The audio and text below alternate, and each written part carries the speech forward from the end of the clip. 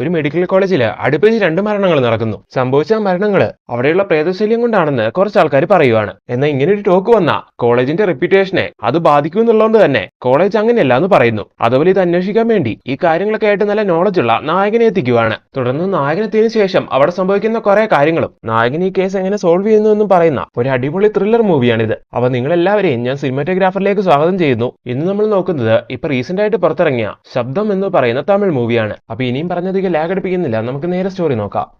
മൂവിയുടെ സ്റ്റാർട്ടിങ്ങിൽ ഒരു വലിയ മെഡിക്കൽ കോളേജ് കാണിക്കുന്നു. ഇപ്പൊ അതിന്റെ റൂഫ് ടോപ്പിൽ നിന്ന് ആ കോളേജിൽ പഠിക്കുന്ന ഒരു സ്റ്റുഡന്റ് താഴേക്ക് ചാടി മരിക്കുവാണ്. അടുത്ത ദിവസം മുതൽ കോളേജിൽ ആ പെൺകുട്ടിയുടെ മരണത്തിന് കാരണം, അല്ലെങ്കിൽ അവൾ അങ്ങനെ സൂയിസൈഡ് ചെയ്യാൻ കാരണം ആ കോളേജിലുള്ള പ്രേതശല്യം കൊണ്ടാണ്, ഭൂതശല്യം കൊണ്ടാണെന്നൊക്കെ സ്റ്റുഡൻസ് പറഞ്ഞുണ്ടാക്കാൻ തുടങ്ങുന്നു. ഇങ്ങനൊരു കാര്യം കോളേജിലെ സ്റ്റുഡൻസ് തന്നെ പറഞ്ഞുണ്ടാക്കാൻ തുടങ്ങിയ ആ കോളേജിന്റെ സൽപ്പേര് തന്നെ നഷ്ടപ്പെടും. മാത്രമല്ല ഇനി ആ കോളേജിലേക്ക് ആരും അഡ്മിഷൻ എടുക്കാനും വരില്ല. അതുകൊണ്ട് തന്നെ ഇപ്പൊ ആ കോളേജിന്റെ മാനേജ്മെന്റ് ഇതിന് എന്ത് ചെയ്യാൻ കഴിയുമെന്ന് അറിയാൻ വേണ്ടി ഒരു മീറ്റിംഗ് കൂടുന്നു. ആ മീറ്റിംഗിൽ അവർ തീരുമാനം എടുക്കുകയാണ്, സ്റ്റുഡൻസ് പറയുന്ന കാര്യങ്ങളിൽ എന്തെങ്കിലും സത്യം ഉണ്ടോ എന്ന് ആദ്യം അന്വേഷിച്ച് കണ്ടെത്തണം. അതിനുവേണ്ടി നമുക്ക് ഇവിടേക്ക് ഒരു ഗോസ്റ്റ് ഇൻവെസ്റ്റിഗേറ്ററെ കൊണ്ടുവരാമെന്ന്. അങ്ങനെ ഇപ്പൊ അവർ അതിനുവേണ്ടി പ്രഗത്ഭനായ ഒരു വ്യക്തിനെ തെരഞ്ഞെടുക്കുന്നു. ഇതുപോലെ ഒരുപാട് ഡിഫിക്കൽട്ടീസ് ഉള്ള കേസ് പോലും വളരെ നിഷ്പ്രയാസം തെളിയിച്ചെടുത്ത പോലീസിനെയൊക്കെ ഇതുപോലുള്ള കേസുകളിൽ ഒരുപാട് സഹായിക്കുന്ന അങ്ങനത്തെ ഒരാളായിരുന്നു അത് മറ്റാരുമല്ല, നമ്മുടെ നായകനാണ്. നായകൻ ഇപ്പൊ മുംബൈയിലാണുള്ളത്. അങ്ങനെ ഇപ്പൊ ഈ ഒരു കേസിന്റെ അന്വേഷണവുമായിട്ട് ബന്ധപ്പെട്ട് നായകനെ ഇപ്പൊ നാട്ടിലേക്ക് അവരെത്തിക്കുന്നു. നായകന്റെ പേര് രൂപൻ എന്നാണ്. ഇതുപോലുള്ള കേസുകളെല്ലാം നായകൻ തെളിയിച്ചുകൊണ്ടിരിക്കുന്നത് അതെങ്ങനെയാന്ന് നോക്കിയിട്ടുണ്ടെങ്കിൽ ശബ്ദത്തിന്റെ ഫ്രീക്വൻസി യൂസ് ചെയ്ത് ഇതുപോലുള്ള ആത്മാക്കളുമായിട്ട് കമ്മ്യൂണിക്കേറ്റ് ചെയ്ത് ആ ഒരു രീതിക്കായിരുന്നു.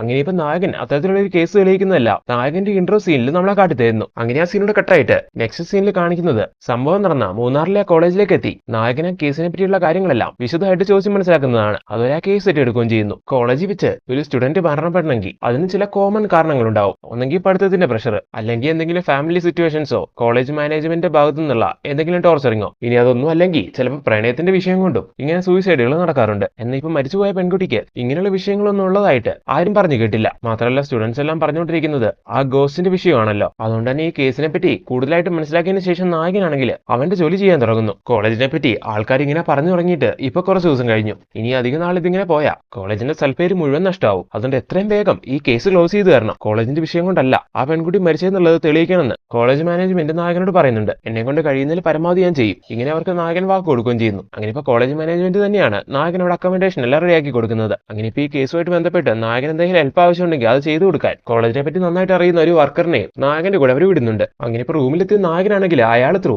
ആ കോളേജിനെ പറ്റിയുള്ള കുറെ കാര്യങ്ങളെല്ലാം മനസ്സിലാക്കുന്നു. അടുത്ത ദിവസം നായകൻ മരിച്ച പെൺകുട്ടി പഠിച്ചുകൊണ്ടിരുന്ന ക്ലാസ്സിലേക്ക് എത്തി അവളെ പറ്റിയും കൂടുതൽ കാര്യങ്ങൾ ബാക്കിയുള്ള സ്റ്റുഡൻസിനോട് ചോദിച്ച് മനസ്സിലാക്കുവാണ്. ശ്വേത ഒരു നല്ല പെൺകുട്ടിയായിരുന്നു. എന്നാൽ അവളുടെ മരണം സംഭവിക്കുന്നതിന് 2 ദിവസം മുമ്പ് അവളുടെ ക്യാരക്ടറിൽ എന്തൊക്കെയോ ചേഞ്ചുകൾ കൂട്ടുകാരായി ഇവർ ശ്രദ്ധിക്കുന്നുണ്ടായിരുന്നു. അതായത് എല്ലാത്തിനും ഭയങ്കര പേടിയും, ആരെങ്കിലും ക്ലാസ്സിൽ ഒന്ന് ശബ്ദം ഉണ്ടാക്കി സംസാരിച്ചാലോ ചിരിച്ചാലോ വരെ അവള് ചെവി പൊത്തിപ്പിടിച്ച് പേടിച്ചിരിക്കുന്ന പോലെ ഇരിക്കും. ഇതെല്ലാം കേട്ട് കഴിഞ്ഞാൽ നമ്മുടെ നായകനാണെങ്കിൽ ആ പെൺകുട്ടി ഇരുന്ന സീറ്റിലേക്ക് ചെന്ന് അവളുടെ ടേബിൾ ചെക്ക് ചെയ്യുന്നു. അപ്പൊ അതിലാണെങ്കിൽ അവൾ ഒരു സിമ്പിൾ വരച്ചു വെച്ചിട്ടുണ്ടായിരുന്നു. അതിൽ എന്തോ ഒരു കാര്യമുള്ളതായിട്ട് നായകൻ ഇപ്പൊ തോന്നുന്നു. അങ്ങനെ നായകൻ അത് നോട്ട് ചെയ്ത് വെക്കുന്നു. അങ്ങനെ ആ സീനോട് കട്ടായി അടുത്ത സീനില് ആ മരിച്ച പെൺകുട്ടിനെ പഠിപ്പിച്ചുകൊണ്ടിരുന്ന അവിടുത്തെ ഒരു പ്രൊഫസറെ നായകൻ മീറ്റ് ചെയ്യുവാണ്. ഇവളാണ് നമ്മുടെ മൂവിയിലെ നായിക. ഇതുപോലുള്ള ഗോസ്റ്റ് ഇൻവെസ്റ്റിഗേഷനിലൊന്നും സയൻസ് പ്രൊഫസറായ നായികയ്ക്ക് വിശ്വാസമില്ല. അതുകൊണ്ട് തന്നെ ഈ കേസുമായിട്ട് ബന്ധപ്പെട്ട് കുറച്ച് കാര്യങ്ങൾ അറിയാൻ വേണ്ടി നായകന്റെ അടുത്തേക്ക് എത്തുമ്പോൾ ഈ കാര്യങ്ങളെല്ലാം പറഞ്ഞ് നായകനെ പുച്ഛിക്കുവാണ്. അതിനുശേഷം നായകനാണെങ്കിൽ മരിച്ച പെൺകുട്ടിയുടെ കേസ് അന്വേഷിച്ച പോലീസ് ഉദ്യോഗസ്ഥനെ വന്ന് കാണുന്നു. എന്നിട്ട് അയാളോട് ആ കേസ് ഫയൽ എല്ലാം ചോദിക്കുവാണ്. ഗോസ്റ്റ് ഇൻവെസ്റ്റിഗേഷൻ വേണ്ടിയാണ് നായകൻ വന്നതെന്ന് പറയുന്ന സമയത്ത് ആ ഇൻസ്പെക്ടർക്കും ചിരി വരുന്നു. എന്തായാലും കാര്യങ്ങളെല്ലാം പറഞ്ഞ നായകൻ കേസ് ഫയലും വാങ്ങി അവിടുന്ന് തിരിച്ചു പോയിരുന്നു. അടുത്തായിട്ട് മരിച്ചുപോയ പെൺകുട്ടിയുടെ വീട്ടുകാരെ നായകൻ മീറ്റ് ചെയ്യുന്നു. മകളുടെ മരണത്തില് എന്തോ ദുരൂഹതയുണ്ടെന്നാണ് വീട്ടുകാരും പറയുന്നത്. അവളുടെ മരണത്തിന് കാരണം അറിഞ്ഞിട്ട് മതി അവളുടെ ശവസംസ്കാരം എന്ന് വീട്ടുകാർ ഉറപ്പിച്ചിട്ടുണ്ടായിരുന്നു. അതുകൊണ്ട് തന്നെ ബോഡി ഇപ്പോഴും മോർച്ചറിയിലാണ്. അതുകൊണ്ട് തന്നെ അടുത്ത സീനിൽ നമ്മുടെ നായകനാണെങ്കിൽ മോർച്ചറിയിലെത്തി അവളുടെ ബോഡി കാണുന്നു. നായകൻ അവളുടെ ക്ലാസ്സിൽ ചെന്ന് അവളുടെ ടേബിളിൽ നോക്കിയപ്പോൾ ഒരു സിമ്പിൾ കണ്ടില്ലായിരുന്നോ? അതേ സിമ്പിള് ആ പെൺകുട്ടിയുടെ കയ്യിൽ വരച്ചു വെച്ചിരിക്കുന്നത് നായകൻ ഈ സമയം നോട്ട് ചെയ്യുന്നുണ്ട്. അടുത്ത സീനിൽ അന്ന് രാത്രി നമ്മുടെ നായകൻ ആ കോളേജിലേക്ക് എത്തിയിട്ട് EMF മീറ്റർ വെച്ചിട്ടും ഫുൾ സ്പെക്ട്രം ക്യാമറ വെച്ചിട്ടും ഗോസ്റ്റ് ഇൻവെസ്റ്റിഗേഷൻ എല്ലാം സ്റ്റാർട്ട് ചെയ്യുന്നു. ഈ ക്യാമറയുടെ ഉപകാരം എന്താ നോക്കിയിട്ടുണ്ടെങ്കിൽ നമ്മുടെ കണ്ണിൽ കാണാൻ കഴിയാത്ത കാര്യങ്ങൾ ഈ ക്യാമറയിലൂടെ നോക്കിയാൽ നമുക്ക് കാണാൻ കഴിയും. അതുപോലെ നമുക്ക് കേൾക്കാൻ കഴിയാത്ത ശബ്ദത്തിനെ റെക്കോർഡ് ചെയ്യുന്ന രീതിയിലുള്ള ഒരു മെഷീനാണ് EMF മീറ്റർ. ഇതൊക്കെ വെച്ചിട്ടാണ് നായകൻ ഗോസ്റ്റുകളുമായിട്ട് കണക്ട് ആവുന്നത്. അങ്ങനെ ഇപ്പൊ ഈ മിഷൻസ് എല്ലാം കൊണ്ട് നമ്മുടെ നായകൻ ആ കോളേജിന്റെ മുക്കും മൂലയെ അരിച്ചു പെറുക്കുവാണ്. ഇൻ കേസ് അവിടെ ഗോസ്റ്റ് ഉണ്ടെങ്കിൽ തീർച്ചയായിട്ടും നായകനെ കണക്ട് ആവണം അതിനു വേണ്ടി. അങ്ങനെ നായകൻ ഈ രീതിക്ക് അവിടെ ചെക്ക് ചെയ്ത് നടക്കുന്ന സമയത്താണ് അവിടെ കൂടി ഒരു പെൺകുട്ടി സ്പീഡിൽ നടന്നു പോകുന്നത് നായകൻ ശ്രദ്ധിക്കുന്നത്. അങ്ങനെ ഇപ്പൊ നായകൻ അവളെ പുറകെ പോയി അവളെ പിടികൂടുന്നു. കോളേജിലെ സ്റ്റുഡന്റ് ആയ ആ പെൺകുട്ടിക്ക് ഈ സമയം ഇവിടെ എന്താ കാര്യം എന്ന് നായകൻ ചോദിക്കുന്ന സമയത്ത് അവൾ ഉരുണ്ട് കളിക്കുന്നു. അപ്പൊ നായകൻ അവളെ കൊണ്ട് അത് പറയിക്കുവാണ്. ആക്ച്വലി അവിടുത്തെ പ്രൊഫസറായ നായികയില്ലേ അവള് പറഞ്ഞിട്ടാണ് ഈ പെൺകുട്ടി ഈ രീതിക്ക് ഇവിടേക്ക് വന്നത്. ഈ കേസ് അന്വേഷിച്ചുകൊണ്ടിരിക്കുന്ന നായകനെ കൺഫ്യൂസ് കൺഫ്യൂസ്ഡ് ആക്കാൻ വേണ്ടി. അങ്ങനെ ഇതാ പെൺകുട്ടിനെ കൊണ്ട് പറയിച്ച് നായകനാണെങ്കിൽ ആ പെൺകുട്ടീനെ കൊണ്ട് നേരെ നായകന്റെ അടുത്തേക്ക് ചെല്ലുന്നു. എന്നിട്ട് എന്തിനു വേണ്ടി നീ ഇങ്ങനെയൊക്കെ ചെയ്യുന്നതെന്ന് ചോദിക്കുന്നു. ഇത് കേൾക്കുന്ന നായികയ്ക്കാണെങ്കിൽ ഒന്നും മറുപടി കൊടുക്കാൻ കഴിയുന്നില്ല. എന്നാൽ ഇതേ സമയം നായകന്റെ കയ്യിലുള്ള ഒരു മെഷീനിൽ നിന്ന് ഒരു ഇൻഡിക്കേഷൻ സൗണ്ട് കേൾക്കാൻ തുടങ്ങുന്നു. ആ മാനുഷികമായിട്ടുള്ള എന്തെങ്കിലും കാര്യങ്ങളുണ്ടെങ്കിൽ മാത്രമേ ഈ മെഷീനിൽ നിന്ന് ഇങ്ങനെ സൗണ്ട് കേൾക്കുള്ളായിരുന്നു. ഇപ്പൊ നായകന്റെ അടുത്തേക്ക് വന്ന് നായകനോട് സംസാരിച്ചുകൊണ്ട് നിന്നപ്പോഴല്ലേ ഇതിൽ നീ സൗണ്ട് കേട്ടത്. അപ്പൊ നായകനാണെങ്കിൽ അവളെ എന്തോ ഡൗട്ട് തോന്നുന്നു. എന്തായാലും നായകനാണെങ്കിൽ ഇപ്പൊ അതിനെപ്പറ്റി ഒന്നും അവളോട് ചോദിക്കുന്നില്ല. ഇനി എന്റെ അന്വേഷണത്തില് ചുമ്മാ ഇടങ്കോലിടാൻ വേണ്ടി ഇങ്ങനെ ഓരോ കാരണങ്ങൾ കൊണ്ട് വരലെന്നും പറഞ്ഞ് അവളെ ഒന്ന് വാൺ ചെയ്ത് നായകനോടൊന്ന് പോവുകയും ചെയ്യുന്നു. അടുത്ത സീനില് നായകനാണെങ്കിൽ മരിച്ചുപോയ പെൺകുട്ടിയുടെ ഫോട്ടോ എല്ലാം കമ്പ്യൂട്ടറിൽ ഇങ്ങനെ നോക്കിക്കൊണ്ടിരിക്കുന്നു. ഇപ്പൊ ഈ പെൺകുട്ടി മരിച്ച അതേ രീതിയിൽ അതേ പാറ്റേണിൽ കുറച്ച് മാസങ്ങൾക്ക് മുമ്പ് മറ്റൊരു പെൺകുട്ടി കൂടി മരിക്കുന്നുണ്ടായിരുന്നു. അങ്ങനെ ഇപ്പൊ അതിനെപ്പറ്റി അറിയുന്ന നായകൻ അവളുടെ ഫോട്ടോസും എടുത്ത് നോക്കുവാണ്. അവളുടെ പേര് ദീപിക എന്നായിരുന്നു. അങ്ങനെ ഇപ്പൊ ദീപികനെ പറ്റിയും കൂടുതലായിട്ട് അന്വേഷിക്കണമെന്ന് നായകൻ പ്ലാൻ ചെയ്യുന്നു. അതിന്റെ ഭാഗമായിട്ട് നായകൻ അടുത്ത സീനിൽ വരുന്നത് പ്രൊഫസറായ നായകന്റെ അടുത്തേക്കായിരുന്നു. അങ്ങനെ നായകനോട് ദീപിക എന്ന് പറയുന്ന പെണ്ണിനെ പറ്റി പറഞ്ഞ് അവളെ പറ്റി കൂടുതൽ അറിയണമെങ്കിൽ ആരോട് ചോദിക്കുന്നതായിരിക്കും നല്ലതെന്നൊക്കെ നായകൻ ചോദിക്കുവാണ്. അവള് രാകേഷ് എന്ന് പറഞ്ഞൊരു പയ്യനുമായിട്ട് ഭയങ്കര ക്ലോസ് ആയിരുന്നു. അവനോട് കാര്യങ്ങൾ ചോദിക്കുവാണെങ്കിൽ കൂടുതൽ കാര്യങ്ങൾ നിങ്ങൾക്ക് മനസ്സിലാക്കാൻ കഴിയുമെന്ന് ഈ സമയം നായിക പറയുന്നു. നായിക ഈ കാര്യങ്ങളെല്ലാം നായകനെ പറഞ്ഞു കൊടുത്തുകൊണ്ടിരിക്കുന്ന അതേ സമയം തന്നെ മരിച്ചുപോയ പെൺകുട്ടി അവളുടെ ടേബിളിലും കയ്യിലും വരച്ചു വെച്ചിരുന്ന ആ സിമ്പിളില്ലേ, ആ സിമ്പിള് നായിക ഇങ്ങനെ വരച്ചുകൊണ്ടിരിക്കുന്നുണ്ടായിരുന്നു. ഈ കാര്യം നായകൻ ഈ സമയം ശ്രദ്ധിക്കുന്നു. അത് കണ്ടത് നായകൻ ആകെ ഷോക്ക് ആവുകയാണ്. എന്നാൽ നായകൻ ഇപ്പൊ അതിനെപ്പറ്റിയും അവളോട് ചോദിക്കുന്നൊന്നുമില്ല. അതെല്ലാം കഴിഞ്ഞ് നായകൻ അവിടെ നടക്കുന്നു. അടുത്ത സീനില് മരിച്ചുപോയ ദീപിക എന്ന് പറയുന്ന പെൺകുട്ടിയുടെ വീട്ടിലേക്കും പോയി നായകൻ അവളുടെ കാര്യങ്ങളെ പറ്റി അന്വേഷിക്കുവാണ്. ശേഷം അവളുടെ മുറി ചെക്ക് ചെയ്യുന്ന സമയത്ത് അവളുടെ അലമാരിയിൽ നിന്ന് കുറച്ച് ടാബ്ലറ്റ്സ് നായകന് കിട്ടുന്നു. അടുത്ത സീനിലെ ടാബ്ലറ്റ്സ് എടുത്തിട്ട് അത് അവൾക്ക് പ്രിസ്ക്രൈബ് ചെയ്ത ഡോക്ടറെ നായകൻ കണ്ടെത്തുവാണ്. അങ്ങനെ ഡോക്ടറിന്റെ അടുത്ത് ചെന്നിട്ട് ദീപികനെ പറ്റി നായകൻ ചോദിക്കുന്നു. അതിൽ ഈ ടാബ്ലറ്റ്സ് എന്തിനു വേണ്ടിയാണ് അവൾക്ക് കൊടുത്തതെന്ന് നായകൻ ചോദിക്കുവാണ്. അപ്പൊ ആ ഡോക്ടർ ദീപികനെ പറ്റി പറയാൻ തുടങ്ങുന്നു. ദീപിക മരിക്കുന്നതിന് കുറച്ചാൾ മുമ്പ് എന്നെ വന്ന് കണ്ടിരുന്നു. അവളുടെ ചെവിയിൽ നിന്ന് എന്തൊക്കെയോ സൗണ്ട് കേൾക്കുവാണ്. ആ സൗണ്ട് ഒരുപാട് ഇറിറ്റേറ്റിംഗ് ആയതുകൊണ്ട് അവൾക്ക് ഭയങ്കര ഡിസ്റ്റർബൻസ് ഫീൽ ചെയ്യുന്നു. ഇതിനൊരു സൊല്യൂഷൻ കണ്ടെത്താൻ കഴിഞ്ഞില്ലെങ്കിൽ അവൾ മരിച്ചു പോകുന്നൊക്കെയായിരുന്നു അവൾ ഡോക്ടറോട് പറഞ്ഞിട്ടുണ്ടായിരുന്നത്. ഈ കാര്യങ്ങൾ കൊണ്ടാണ് ആ മരുന്നെല്ലാം ഡോക്ടർ അവൾക്ക് പ്രിസ്ക്രൈബ് ചെയ്തത്. അങ്ങനെ ഇപ്പൊ ഈ കാര്യങ്ങളെല്ലാം മനസ്സിലാക്കി നമ്മുടെ നായകൻ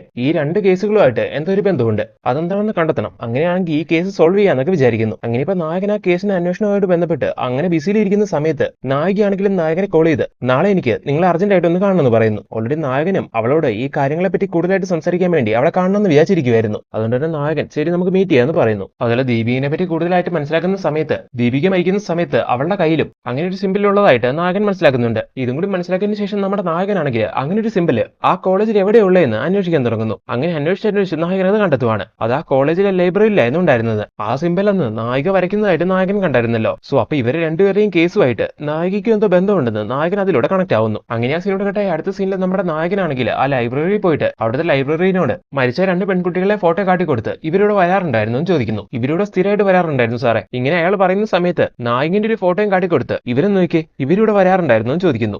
ഈ പ്രൊഫസർ ഇവിടെ വരാറുണ്ടായിരുന്നു, എന്നാൽ വന്നാൽ കുറെ സമയം ഇവിടെ ടൈം സ്പെൻഡ് ചെയ്യും. ഇങ്ങനെയുള്ള അയാൾ പറഞ്ഞു കൊടുക്കുന്ന സമയത്ത് നായകൻ എന്തൊക്കെയോ കാര്യങ്ങൾ ഇങ്ങനെ ചിന്തിക്കുന്നു. അടുത്ത ദിവസം പ്ലാൻ ചെയ്തതല്ല നമ്മുടെ നായകനും നായികയും മീറ്റ് ചെയ്യുന്നുണ്ട്. ലൈബ്രറിയിൽ വെച്ചിട്ടാണ് അവർ മീറ്റ് ചെയ്യുന്നത്. ഈ സമയം നായകനാണെങ്കിൽ അവന്റെ ആ മിഷനും എടുക്കുന്നുണ്ടായിരുന്നു. അങ്ങനെ നായകനോട് സംസാരിക്കാൻ തുടങ്ങിയതും മിഷനിലെ ആ ഇൻഡിക്കേറ്റിംഗ് സൗണ്ട് കേൾക്കാൻ തുടങ്ങുന്നു. അപ്പൊ നായകനാണെങ്കിൽ അവന്റെ സംശയങ്ങളെല്ലാം അവളോട് ചോദിക്കാൻ തുടങ്ങുവാണ്. ഈ കേസുകളൊക്കെ ആയിട്ട് തനിക്ക് എന്തൊരു ബന്ധമുണ്ട്, താൻ ശരിക്കും ആരാ, ഇവിടെ ഒരു ഗോസ്റ്റ് ഉണ്ടെങ്കിൽ അതിനെ കണ്ടെത്താനായിട്ട് ഞാൻ ഈ മിഷനും കൊണ്ട് ഈ കോളേജിന്റെ മുക്കും മൂലെ അരിച്ചു പെറുക്കിയതാണ്. എന്നാൽ അപ്പോഴൊന്നും കേൾക്കാത്ത ഈ ഇൻഡിക്കേറ്റിംഗ് സൗണ്ട് നിന്നോട് സംസാരിക്കുമ്പോൾ നിന്റെ അടുത്തുള്ളപ്പോ കേൾക്കുന്നു. ഇതിനൊക്കെ കാരണം എന്താണെന്ന്. ഈ സമയം അവിടെ ആ മാനുഷികമായിട്ടുള്ള എന്തൊക്കെ കാര്യങ്ങൾ നടക്കാൻ തുടങ്ങുന്നു. അങ്ങനെ ആ മിഷനിൽ നിന്ന് വീണ്ടും വീണ്ടും ഇങ്ങനെ സൗണ്ട് കേൾക്കാൻ തുടങ്ങുവാണ്. ഏകദേശം 10-34 തവണ അങ്ങനെ കേട്ടു. ഇതിലൂടെ നായകൻ മനസ്സിലാക്കുന്നു സംശയിച്ച പോലെ ഒരു ഗോസ്റ്റ് അല്ല ഉള്ളത്, ഒരുപാട് ഗോസ്റ്റുകൾ ഉണ്ടെന്ന്. എന്തായാലും നായകനോട് ഈ കാര്യങ്ങൾ ചോദിക്കാൻ തുടങ്ങുന്ന അതേ സമയം തന്നെ അവൾക്ക് എന്തോ വയ്യായി തോന്നുന്നു. അങ്ങനെ അവളെ ബോധം നഷ്ടപ്പെടുവാണ്. അങ്ങനെ ഇപ്പൊ അവളെ നായകൻ പെട്ടെന്ന് തന്നെ ആശുപത്രിയിൽ എത്തിക്കുന്നു. ഇതെല്ലാം ഗോസ്റ്റിന്റെ കളിയാണ്, താനൊന്നും മനസ്സിലാക്കാതിരിക്കാൻ വേണ്ടി. ഇങ്ങനെ ഈ സമയം നായകൻ മനസ്സിലാവുന്നുണ്ട്. ശേഷം നായകൻ അവന്റെ മിഷൻ വെച്ചിട്ട് അവിടുത്തെ സൗണ്ട് ഫ്രീക്വൻസി എല്ലാം റെക്കോർഡ് ചെയ്യുന്നു. എന്നിട്ട് അത് വെച്ചിട്ട് ആ ഗോസ്റ്റിനെ കണ്ടെത്താനുള്ള എന്തൊക്കെയോ ശ്രമങ്ങളെല്ലാം നടത്തുവാണ്. അത് കഴിഞ്ഞ് വണ്ടിയെടുത്ത് നായകൻ അവിടെ നിന്ന് പോകുന്ന സമയത്ത് നായകന്റെ കൂടെ ഒരു ശക്തി വരുന്നതായിട്ട് നായകന് ഫീൽ ചെയ്യുന്നു. ആ മാനുഷിക ശക്തി നായകനെ എങ്ങോട്ടോ കൂട്ടിക്കൊണ്ട് പോകുന്ന പോലെ നായകന് ഫീൽ ചെയ്യുന്നു. അങ്ങനെ ആ ശക്തി കൺട്രോൾ ചെയ്യുന്ന രീതിയിൽ നായകൻ അങ്ങനെ പോയിക്കൊണ്ടിരിക്കുകയാണ്. അങ്ങനെ നായകൻ കാർ കൊണ്ട് നിർത്തുന്നത് അവിടെയുള്ള ഒരു ഫോറസ്റ്റിന്റെ ഒരു ഭാഗത്താണ്. അവിടെ നായകൻ കാർ കൊണ്ട് നിർത്തുന്ന അതേ സമയം തന്നെ അവിടേക്ക് ഒരു വ്യക്തി വന്ന് നായകനെ വിളിക്കുന്നു. അങ്ങനെ നായകൻ അയാളുടെ കൂടെ ചെല്ലുന്ന സമയത്ത് അയാളെ ഡോക്ടർ ഡയാനെ പറ്റി നായകനോട് പറയാൻ തുടങ്ങുവാണ്. ഒരുപാട് വർഷങ്ങൾക്ക് മുമ്പ് ആ ഡോക്ടർക്ക് പള്ളിയിൽ വെച്ച് ഒരു അനാഥ കുട്ടീനെ കിട്ടി. സംസാരിക്കാൻ കഴിയില്ലാത്തൊരു കുട്ടിയായിരുന്നു അത്. അതുകൊണ്ടാണെന്ന് തോന്നുന്നു അതിനെ അതിന്റെ വീട്ടുകാർ ഉപേക്ഷിച്ചു പോയത്. പള്ളിയിൽ വെച്ച് ആ കുട്ടീനെ കിട്ടിയതും ഡയാനെ ആണെങ്കിൽ സ്വന്തം കുഞ്ഞിനെ പോലെ നോക്കി അതിനെ വളർത്താൻ തുടങ്ങുന്നു. ഡയാനെ ആണെങ്കിൽ ഒരു ഓർഫനേജ് നടത്തുന്നുണ്ടായിരുന്നു. അവിടെ അവൾക്ക് ഇതേപോലെ കുറെ കുട്ടികളുണ്ടായിരുന്നു. കറക്റ്റ് ആയിട്ട് നോക്കുവാണെങ്കിൽ 34 കുട്ടികൾ. അങ്ങനെ ആ കുട്ടികളെല്ലാം സ്വന്തം അമ്മേനെ പോലെ സ്നേഹിച്ച് അങ്ങനെ ഡയാനെ വളർത്തിക്കൊണ്ട് വരുമായിരുന്നു. അങ്ങനെ ഇരിക്കുന്ന സമയത്താണ് ഫുഡ് പോയിസൺ കാരണം ആ 34 കുട്ടികളും മരിച്ചു പോകുന്നത്. ആ കുട്ടികളുടെ മരണത്തിന് ശേഷം ഡയാനെ ആകെ തകർന്നു പോകുന്നു. അങ്ങനെ അവൾ തളർന്ന് കിടപ്പിലാവുന്ന സമയത്ത് അവളെ ഈ സംഭവം നടക്കുന്ന മെഡിക്കൽ കോളേജിലായിരുന്നു അഡ്മിറ്റ് ചെയ്തിട്ടുണ്ടായിരുന്നത്. ആ സമയത്ത് അവളെ ട്രീറ്റ് ചെയ്തത് ഈ കോളേജിൽ മരിച്ചുപോയ ആ 2 പെൺകുട്ടികളായിരുന്നു. ആ മെഡിക്കൽ കോളേജിന്റെ MD ഡാനിയൽ എന്ന് പറഞ്ഞൊരു വ്യക്തിയായിരുന്നു. ആ ഡാനിയൽ ചെറുപ്പത്തിൽ ഡയാനയായിട്ട് പ്രണയത്തിലായിരുന്നു. എന്നാൽ അയാൾ ഡയാനെ ചീറ്റ് ചെയ്തിട്ട് വേറൊരു സ്ത്രീനെയാണ് കല്യാണം കഴിച്ചത്. ഈ ഒരു കാരണം കൊണ്ട് ഡയാന മറ്റൊരു കല്യാണം കഴിക്കാതെ ഒരു സിംഗിൾ ലൈഫ് ജീവിച്ചുകൊണ്ടിരിക്കുകയായിരുന്നു. ആ കുട്ടികളെ നോക്കി വളർത്തി. എന്നാൽ ഡാനിയൽ കല്യാണം കഴിച്ച അയാളുടെ ഭാര്യയ്ക്ക് ഈ കാര്യങ്ങളെല്ലാം ഒരു ഘട്ടത്തിൽ മനസ്സിലാവുന്നു. സോ തന്റെ ഭർത്താവ് സ്നേഹിച്ചുകൊണ്ടിരുന്ന ആ സ്ത്രീ അവരുടെ ജീവിതത്തിലേക്ക് വീണ്ടും കടന്നു വന്നാലോ എന്ന് പേടിച്ച് ഡാനിയലിന്റെ ഭാര്യ ഡയാന ഇങ്ങനെ ഒരു അവസ്ഥയിൽ ആശുപത്രിയിലാവുന്ന സമയത്ത് ആ രണ്ട് പെൺകുട്ടികളെയും കൊണ്ട് തെറ്റായ ട്രീറ്റ്മെന്റ് കൊടുത്ത് അവളെ കൊല്ലിക്കുവാണ്. അങ്ങനെ ഡയാന മരിക്കുന്നു. ശേഷം ഡയാനന്റെ ആത്മാവ് ഈ കാര്യം അവളോട് ചെയ്ത ആ രണ്ട് ഡോക്ടേഴ്സിനെ, അതായത് ആ രണ്ട് സ്റ്റുഡൻസിനെ മെന്റലി ഒരുപാട് ടോർച്ചർ ചെയ്യാൻ തുടങ്ങുന്നു. അങ്ങനെയാണ് അവർ രണ്ടുപേരും ആ മെഡിക്കൽ കോളേജിന്റെ മുകളിൽ നിന്ന് ചാടി ആത്മഹത്യ ചെയ്തത്. അങ്ങനെ അവരോട് ഈ തെറ്റ് ചെയ്തവരോടല്ല പ്രതികാരം വീട്ടാൻ വേണ്ടി അവർ നമ്മുടെ നായകന്റെ ശരീരത്തായിരുന്നു, അതായത് ഡയാനന്റെ ആത്മാവ് നമ്മുടെ നായകന്റെ ശരീരത്തായിരുന്നു ഇത്ര നാളുണ്ടായിരുന്നത്. അതുകൊണ്ടായിരുന്നു അവൾക്ക് ഈ കേസിൽ എന്തൊക്കെ ബന്ധമുള്ളതായിട്ട് നായകന് തോന്നിയതും അവൾ ആ സിമ്പിൾ അല്ലെങ്കിൽ വരയ്ക്കുന്നതായിട്ട് നായകൻ കണ്ടിട്ടുണ്ടായിരുന്നത്. അടുത്ത സീനിൽ കാണിക്കുന്നത് ഡയാനോട് ഈ ക്രൈം ചെയ്യാൻ ആ പെൺകുട്ടികളെ പറഞ്ഞു വിട്ട ഡാനിയലിന്റെ ഭാര്യനോടും ഡയാനന്റെ ആത്മാവ് പ്രതികാരം വീട്ടുന്നതാണ്. അങ്ങനെ ഇപ്പൊ അവരെ ദ്രോഹിച്ച എല്ലാവരോടും അവർ പ്രതികാരം വീട്ടിയതായിട്ട് കാണിച്ചുകൊണ്ട് അങ്ങനെ എൻഡിങ്ങോടെ ഈ ഒരു മൂവി അവസാനിപ്പിക്കുന്നു. അപ്പം മച്ചാമാരെ എങ്ങനെയുണ്ടായിരുന്നു ഈ മൂവി? കുറെ കൺഫ്യൂഷൻസ് നമുക്ക് തോന്നിക്കുന്ന അത്തരത്തിലുള്ള ഒരു മൂവി ആയിരുന്നു ഇത്. അതുകൊണ്ട് തന്നെ വളരെ ഷോർട്ട് ആയിട്ടാണ് ഇത് ഞാൻ നിങ്ങളിലേക്ക് കൺവേ ചെയ്തിരിക്കുന്നത്. ശരിക്കും പറയാനാണെങ്കിൽ ഇതിൽ കുറെ കാര്യങ്ങളും കൂടി ഇൻക്ലൂഡ് ചെയ്യാനുണ്ട്. എന്നാൽ അതെല്ലാം ഉൾക്കൊള്ളിച്ച് ഞാൻ പറഞ്ഞ നിങ്ങൾക്ക് ചിലപ്പോൾ സ്റ്റോറിയിൽ ഒരു കണക്ഷൻ കിട്ടിയെന്ന് വരില്ല. അതുകൊണ്ടാണ് നിങ്ങൾക്ക് മനസ്സിലാവുന്ന രീതിയിൽ ഷോർട്ടാക്കി ഞാൻ പറഞ്ഞു തന്നത്. എനിവേസ് ഈ മൂവിയുടെ കഥ ഒന്നും കൂടി നന്നായിട്ട് നിങ്ങൾക്ക് മനസ്സിലാക്കണമെന്നുണ്ടെങ്കിൽ നിങ്ങൾ ഇപ്പൊ തന്നെ മുഴുവനായിട്ട് ഈ മൂവി ഒന്ന് കാണാൻ ശ്രമിക്കുക. അത്യാവശ്യം നല്ലൊരു ത്രില്ലിംഗ് മൂവി തന്നെയാണിത്. അപ്പൊ ഞങ്ങൾ ചെയ്യുന്ന ഈ വീഡിയോസ് എല്ലാം നിങ്ങൾക്ക് ഇഷ്ടമാവുന്നുണ്ടെങ്കിൽ തീർച്ചയായിട്ടും ഞങ്ങളെ ചാനൽ സബ്സ്ക്രൈബ് ചെയ്ത് ഞങ്ങളെ സപ്പോർട്ട് ചെയ്ത് കൂടെ നിൽക്കണം. Then see you on next video. Thank you so much.